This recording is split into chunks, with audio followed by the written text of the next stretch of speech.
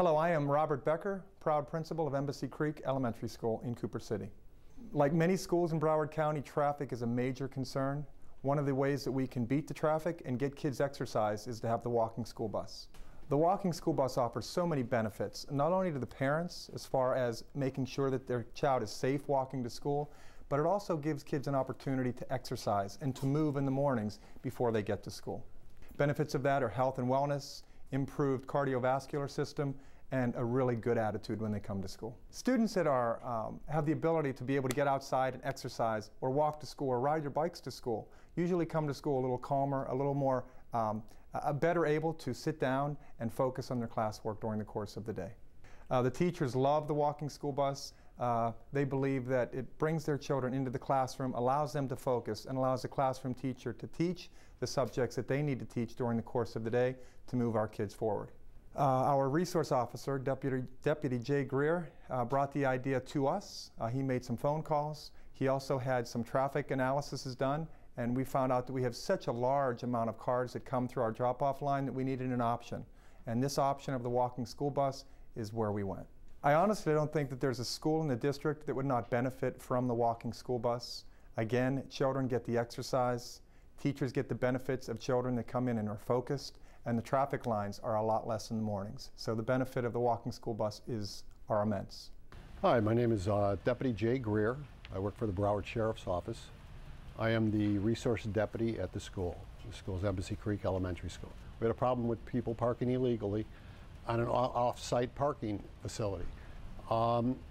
We had to put a stop to that and still give a place for these people to park and walk with their children. And I looked around for different programs and ran across this program called the Walking School Bus, sponsored by the Department of Health. After further review of that program, we looked at that and thought it would be a perfect match for our school.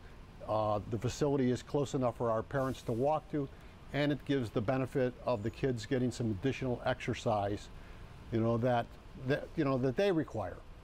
Some of the challenges is the spot where the people were illegally parking does require some manpower to make sure that that doesn't happen. You have to, again, people get into habits of doing things, and you have to kind of slowly break that habit and get them to the point where it's going to be safer for them, safer for their children, and it's going to be safer, much better for the school if the children are walking versus riding in their cars and sitting in traffic.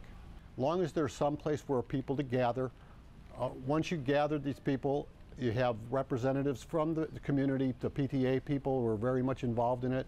The people from the Department of Health were involved in it. Once we got the ball rolling and the children starting to walk, again, it's a community event where people, you have to have all parties. You have to have the police, you have to have the PTA, you have to have the people from the community.